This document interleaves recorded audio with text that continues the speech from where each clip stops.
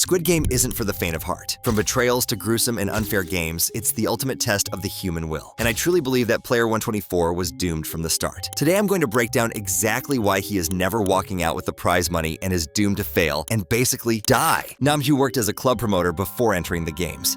저 클럽에서 MD할 때 진짜 엔간한 건 다 해봤어요. 그리고 형 저희 클럽 오셨을 때 형 방에다가 제가 His connection to the rapper Thanos might have seemed like an advantage at first, someone watsmaching his back and trusting him. But this relationship actually sealed his fate in ways nobody expected. His life before the games led him to the shady side of things, and he pretty much tried every drug he could get his hands on with the nightclub connections. This addiction would follow him into the games and impact his decision-making even in important moments. The catalyst behind him joining the games was a massive financial loss. In 2024, Nam-gyu invested over $200,000 in a cryptocurrency called Dalmatian after watching the YouTube channel MG Coin. When the rug got pulled and the founders ran away with the money, he lost everything. Classic crypto scam story. That financial ruin is what drove him to sign up for the games, hoping for a quick fix to his problems. From the very first challenge, Nam-gyu showed signs that he wasn't cut out to be the ultimate winner. He managed to survive red light, green light with no particular issues that we know of, but rather than being a sign of strength, this was just pure luck. The first game is largely about not panicking and staying still when needed. It doesn't require the kind of strategic thinking or emotional control necessary to win the whole competition, and it doesn't need crazy strength either. After making it through the first game, Nam-gyu immediately aligned himself with Thanos. This alliance wasn't just about survival. It was built on a mutual desire for revenge against Mousait, the crypto influencer they both blamed for their problems. Right from the start, Nam-gyu was playing for revenge, not to win. His focus was split, and that's a fatal error in a game where total concentration is needed to survive. Moving into the second game, Nam-gyu and Thanos recruited Gyeongsu, Sae-mi, and Min-soo to form their team for the spinning top challenge. But even here, Nam-gyu's true character started to show. He had reservations about Min-soo because of his timid nature. While waiting for his turn, Nam-gyu popped some drugs, showing he can't overcome his addiction even in a life or death matchup. Then he insulted Min-soo for watching him.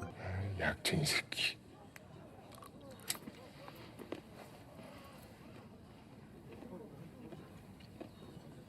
뭘 봐? 아니에요. Which led to a conflict with Sae-mi. This pattern of creating unnecessary enemies would continue throughout the series. One thing that really stands out about Nam-gyu is his constant need to feel in control. Unlike Thanos, who at least treated teammates with some respect, Nam-gyu repeatedly bullied both Sae-mi and Min-soo. He ordered Min-soo around like a servant and showed open dislike towards Sae-mi. This behavior is not how you build the allies you need to progress through the middle stages of the games. Every successful Squid Game winner knows you need reliable people around you until the very end. But the thing that really made Nam-gyu's defeat inevitable was his obsession with continuing the games at all costs. After the second game, when players had the chance to vote on whether to continue or leave with the prize money gathered so far, Nam-gyu pressured Min-soo to continue, even though he clearly wanted to leave. 배신하지 마. 어? 응. 이거 48번. 우리 다 같이 한 게임 더 하기로 했잖아. 그지? 응.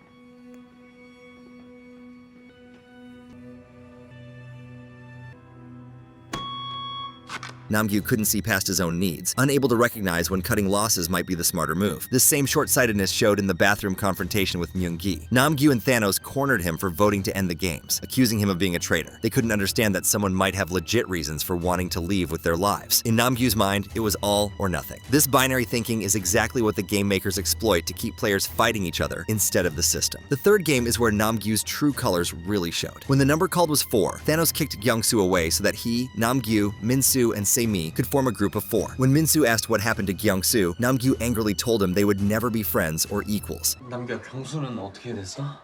씨발 민수야, 나 한 번만 더 나한테 반말하면은 다음에 너 버린다. Then when the number 3 was called, Nam-gyu and Thanos decided to use rock, paper, scissors to determine who would join them. Sae-mi smartly told Min-soo to join her instead, but he betrayed her and stuck with Nam-gyu and Thanos. 나랑 가자. 이기는 배우를 위한 안내면 술래 가위바위보. 민수 이 새끼. 민수, you win. Come on, my boy. 민수 Later on, the final round called for rooms of 2, and that's when Nam-gyu and Thanos abandoned Min-soo without hesitation. They kept their survival by violently pushing out a pair who had already reached a room. This toxic pattern shows Nam-gyu's fatal flaw. He treated friends as disposable tools. He was willing to cast aside anyone the moment they weren't useful to him. This might seem like a smart strategy in a death game, but it actually ruins your chances of winning. You need people to watch your back, especially in the midway point where teamwork wins. Nam-gyu burned bridges left and right, creating enemies out of potential allies. After the Mingle game, when Nam-gyu and Thanos discovered Min-soo survived, they hugged him and showed pride in his betrayal of Sae-mi. My little boy 민수. I'm so happy to see you again, bro.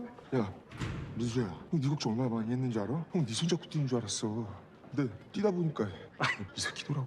This moment might seem like bonding, but it was actually just reinforcing toxic dynamics. They were celebrating betrayal and self-interest, the very behaviors that would ultimately lead to their own downfall. Nam-gyu's observation skills were actually pretty good. He noticed Myung-gi and Kim Jun-hee talking and deduced they were probably a couple. He even thought Jun-hee was pregnant, but instead of using this information to form alliances or understand the players better, he weaponized it. When there was another vote on whether to continue the games, and Min-soo switched his vote to X to leave, Nam-gyu and Thanos followed him to the bathroom. Nam-gyu tried to physically force Min-soo to change his vote. When Myung-gi tried to stop this bullying, Nam-gyu brought up Jun-hee, escalating things to violence. The bathroom confrontation is actually the perfect example of why Nam-gyu could never win. When tensions rose, instead of de-escalating or finding a compromise, he pushed harder and harder. He couldn't control his emotions or think beyond the immediate moment. After Myung-gi killed Thanos with a fork, Nam-gyu used that same fork to murder several other players. 내 거야.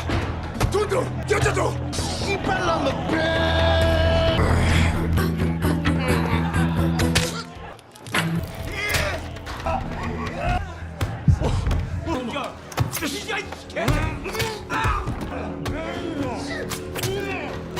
His response to losing an ally wasn't to retreat and regroup, but to lash out in a rampage. One thing we need to understand about Nam-gyu is that he was more of a follower than a leader. While he bullied those he perceived as weaker, he was happy to let Thanos take the lead in their partnership. After he died, Nam-gyu took his cross necklace, symbolically taking Thanos' place as the main man in their group. But this wasn't a natural transition. Nam-gyu wasn't built to lead. He felt resentment towards Thanos' treatment of him, feeling inferior. After Thanos died, Nam-gyu cursed him for believing he was an idiot. This shows their partnership wasn't as solid as it seemed, and Nam-gyu lacked the emotional maturity to form genuine bonds with others afterwards. During this special game, Nam-gyu tried to kill Seimi with the fork. Min-soo attempted to help her by throwing a glass bottle at Nam-gyu, but missed. Despite Seimi fighting back with glass shards, Nam-gyu brutally killed her.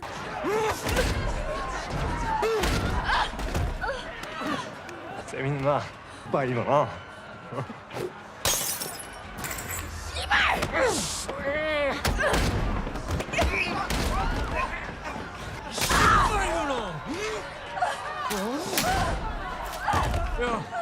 내가 조수라 보이냐?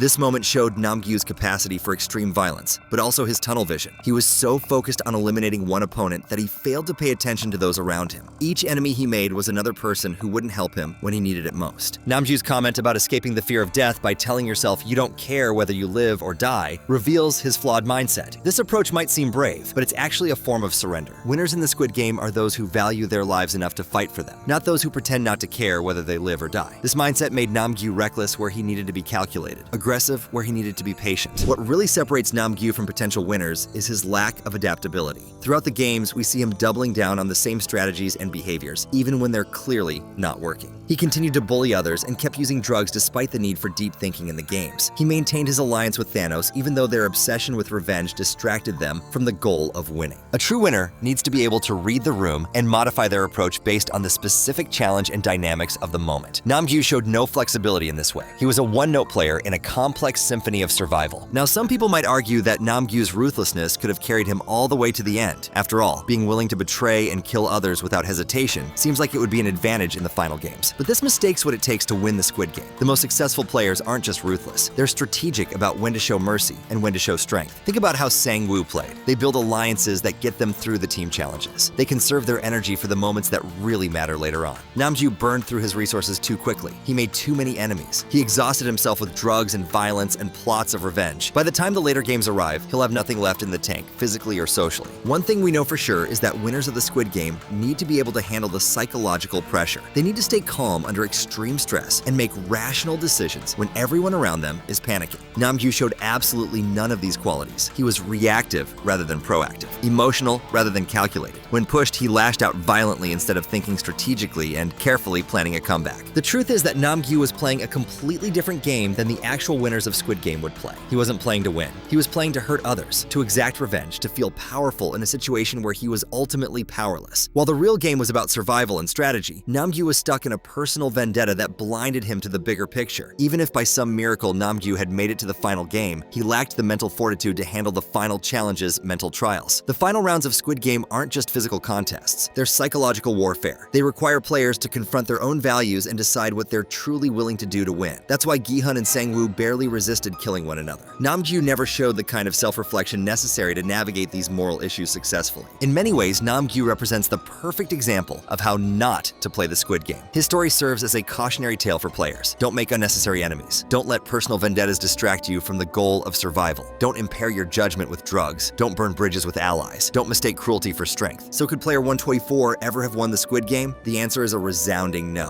His personality, his addictions, his alliances, his strategies all doomed him from the start. Nam-gyu wasn't just playing the game badly. He was playing an entirely different game altogether, one where winning was never really an option. If you enjoyed the video, drop it a like. And if you want to see more Squid Game content and theories, click the video on screen now.